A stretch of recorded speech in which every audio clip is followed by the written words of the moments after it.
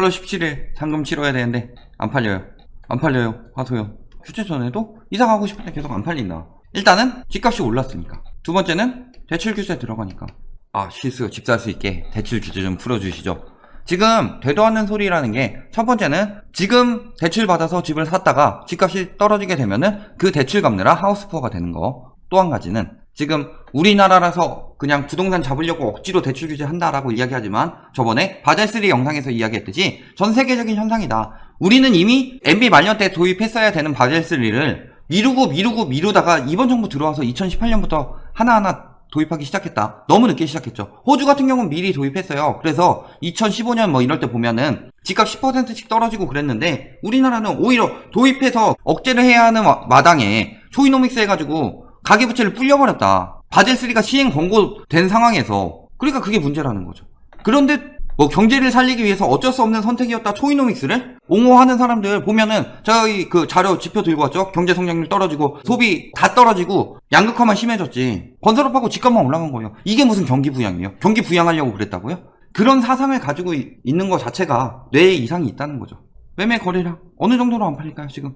뭐 엄청 규제 이후 되게 잘 팔리는 것처럼 고점 찍는다 하고 있는데 실질적으로 거래가 다 나온 건 아니죠. 하지만 요새 신고 빨라졌죠. 그래서 어때요?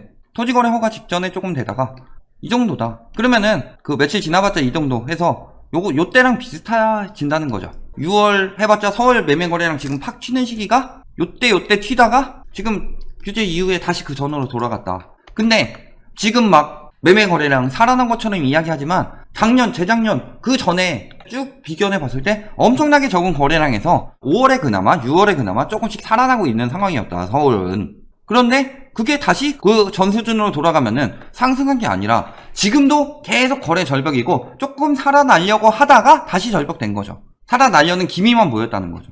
지금 자꾸 전년도랑 비교하는데 전년도가 지금 최악의 침체였죠. 9.13 제대로 적용되기 시작하면서 그때는 금리도 막 올리려고 하는 상황이었고 그때랑 비교하면서 올해는 거래량 1월부터 6월까지 집어가지고 12, 16 정책이 발의되고 적용될 때까지 1, 2월까지는 보통 넘어가야 되는데 1월까지 다 합쳐가지고 그때보다 늘어났다. 이런 얘기하고 있어요. 미친 거죠. 인천 어때요? 이번에 규제 맞은데 규제 지역 19일부터 시행되니까 본격적인 거래 절벽 시작됐다. 거기다가 법인 얘기 요새 계속 자주 하죠. 보유세 올라가죠. 내년 5월 매물 쏟아질 예정이다. 두 번째 법인 양도세 올라가죠. 부동산 양도세 올라가죠. 이거 올해 12월 매물을 유도하는 내용이죠. 그러면은 경쟁자는 늘어난다는 거예요. 올해 하반기. 근데 지금 뭐 하반기에 그래도 집값 오른다는 사람들 법인에 대해서 지금 규제해서 법인 매물이 많이 나올 수 있다는 얘기 하나요? 그냥 지금 조금 오르는 하니까 매수 심리 살아났다. 하반기까지 무조건 오를 거다. 이 정도로만 이야기하죠. 거기다가 보일 건 뭐예요? 이제부터 법인 대출 안 나오죠. 법인 대출 안 나오니까 수요 급감이죠. 자, 이제 다주택자들 어떻게 집을 사야 될까요? 임대사업자는 9.13 이후에 새로 신규 취득하는 주택에 대해서 양도세 감면이랑 보유세 감면 혜택을 없애줬죠. 중과하고 합산 배제했던 거 다시 합산하고 있죠. 그러니까 임대사업자로 주택을 더 늘리기는 힘든 상황이다. 두 번째, 이제 빠져나가는 게 법인이었는데 법인은 대출 하나도 안 나온다. 그 다음에 세 번째, 신탁 이번엔 세법 개정안에서 조정하겠다고 했죠. 누가 함부로 사서 신탁으로 넘길 생각을 하겠냐. 그 다음에 빠져나갔던 거 증여는 어차피 새로 사서 증여할 게 아니라 지금은 오히려 증여성 거래로 넘기고 있는 상황인데 즉 다주택 수요들은 굉장히 줄어들 수밖에 없다. 특히 규제 지역에서. 지금 규제 맞은데 청주 같은 경우 어때요? 아니 청주의 방사관 과속기가 그렇게 엄청나게 집값을 띄울 만한 그런 호재였어요? 진짜로 저는 그런 느낌 들었거든요. 아니 방사관 가속기를 가지고 무슨 예전에 그 평택 고덕에 삼성전자 들어오는 것처럼 띄우고 있냐. 그게 그 정도의 호재가 아닌데 별 호재도 아닌데 띄우고 있다가 결국에는 이거 투기꾼들끼리 더 멍청이 찾아서 비싸게 넘기려고 만든 프레임에 넘어가서 사다가 바로 규제지역 되니까 계속 내리고 있죠. 6.17 하자마자 내리고 규제지역 지정되니까 또 내리고 지정되기 직전에 내리고 막판에 청주 들어간 수요들만 물린 거죠. 토지거래 허가구역 여기는 아예 이제 갭투기 안 되죠. 어때요? 허가구역 되고 나서 물론 다 신고된 건 아니지만 그 전에 비해서 급격히 줄었다는 게 보이죠. 이제 갭투기 안 되니까 신고가 찍고 한다는 건 언제까지 된 거예요? 허가구역 지정되기 직전에 저기에 뭔가 개발이 될 것 같으니까 갖고 있고 싶은데 내가 들어갈 상황은 아니고 그러니까 갭투기로 사야 되는데 허가구역 지정되면 안 되니까 그 전에 빨리 사겠다라는 마음으로 산 사람들, 이 사람들이 고점에 물리는 거고, 오히려 토지거래 허가구역이 지정된다고 함에도 불구하고 집값을 띄워가지고 팔아먹은 사람이 위너죠. 이거 1년 후에 풀리면은 그때는 뭐 집값 더 떠 있을 수 있다 이런 이야기들 하는데 5년까지 연장 가능하잖아요. 과열이 안 잡혀있으면 연장하겠죠. 과열이 잡혀있으면 1년 하고 끝낼 테고. 근데 아마 한 번 정도 더 연장되던가 아니면 그 전에 끝나든가, 보통은 그 전에 과열 잡혀서 끝날 가능성이 높죠.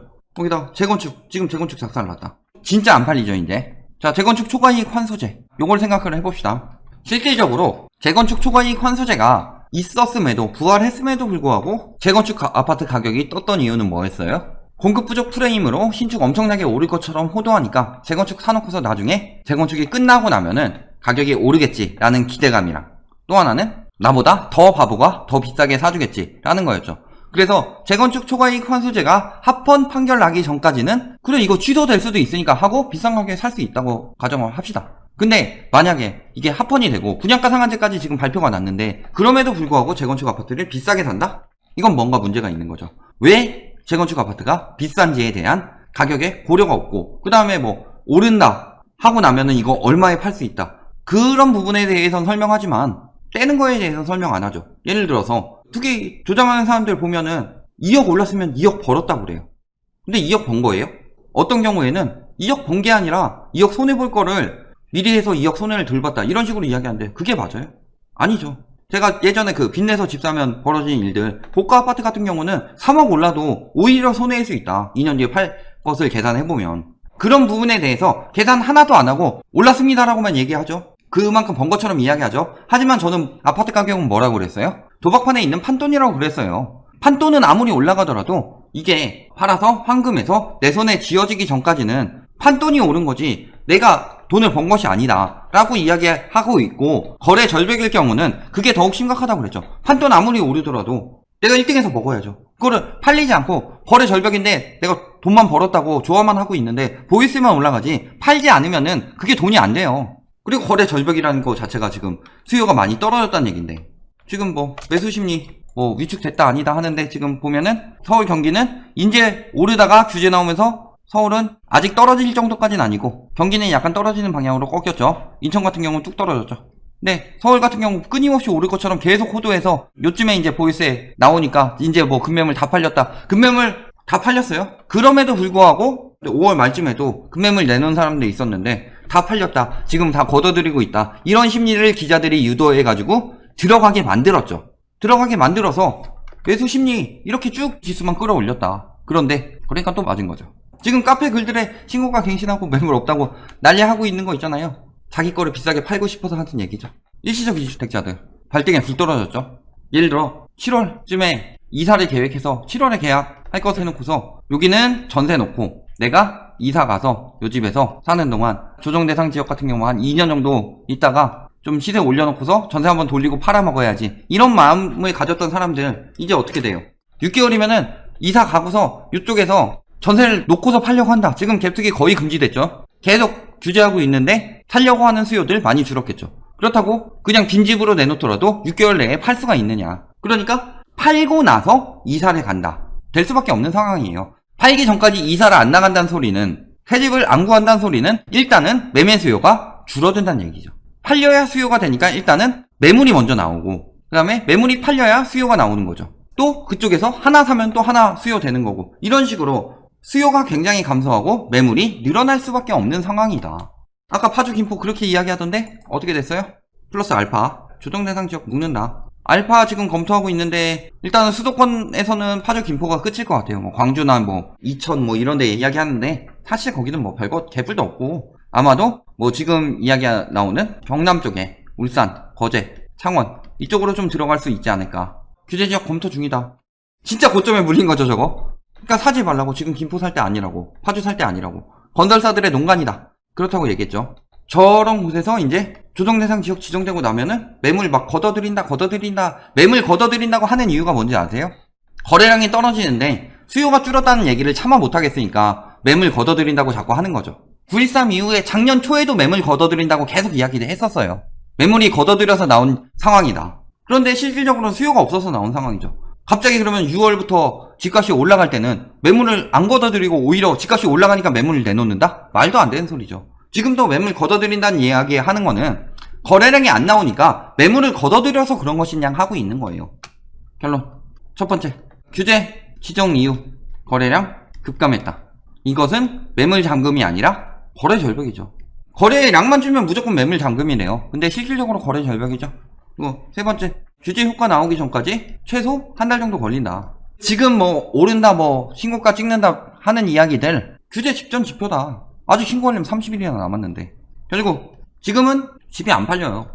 그러니까 마지막에 규제지역 지정되기 직전에 또는 토지거래 허가구역 규제되기 직전에 팔아먹은 사람들이 진짜 위너다. 실질적으로 그 사람들이 엄청난 고점에서 불로소득 올리고 빠진 거고, 그때 산 사람들 나중에 팔려고 하면 안 팔린다. 더 오를 것처럼 보여서 샀지만 일단은 수요 공급의 원칙이라고 늘 얘기했죠. 그리고 공급은 뭐 재건축 재개발로 신규 공급 늘리는 게 아니라 신도시로 늘리고, 그 다음에 유유부지해서 늘려서 재건축 집값 띄우지 못하게 만들고, 그 다음에 수요를 억제하고 다주택자 매물을 나오게 만든다. 그러면 결국에는 수요는 줄어들 수밖에 없고 다주택자 매물이나 법인 매물들이 나올 수밖에 없으면서 공급은 증가할 수밖에 없다. 그럼 결국 수요 공급의 원칙에 의해서 집값이 떨어질 수밖에 없는 건데, 규제가 뭐 집값 폭등을 부른다 라고 하는 거는 근거가 없죠. 아 몰랑 규제했으니까 무조건 오른다 이거 하는 건데, 그 전까지는 규제를 봐주면서 했죠. 왜냐? 첫 번째는 지금 경제 굉장히 망가졌어요. 초이노믹스 이후. 이거 경제 살렸다고 말하는 사람은 진짜 목매달아야 돼요. 그리고 망가진 경제를 위해서 가계부채가 급증했기 때문에 연착륙을 시켜야 된다.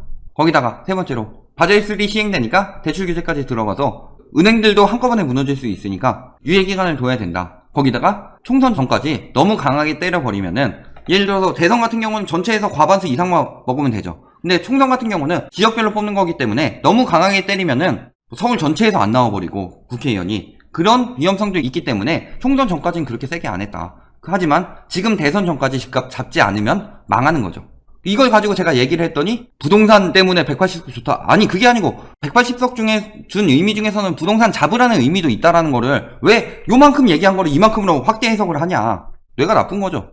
그 부동산도 잡으라는 영향도 있다. 그러니까 못 잡으면은 대선의 영향이 굉장히 크게 갈 수밖에 없는데, 정치적으로 봐도 잡을 수밖에 없는 상황이고 지금은 더욱 강하게 들어갈 수밖에 없는 상황이다. 늘 이야기하지만 이런 결론들로 집은 앞으로 더더욱 안 팔릴 거고 매물은 앞으로 더더욱 남아돌 것이니까 성급하게 매수하지 말아라. 지금 매수자 우위 시장에서 매도자 우위 시장으로 가고 있다라고 호도하고 있지만 결국에 이런 강한 규제는 매수자 우위 시장을 만들 수밖에 없는 상황이다 라는 점 꼭 알아두시길 바랍니다.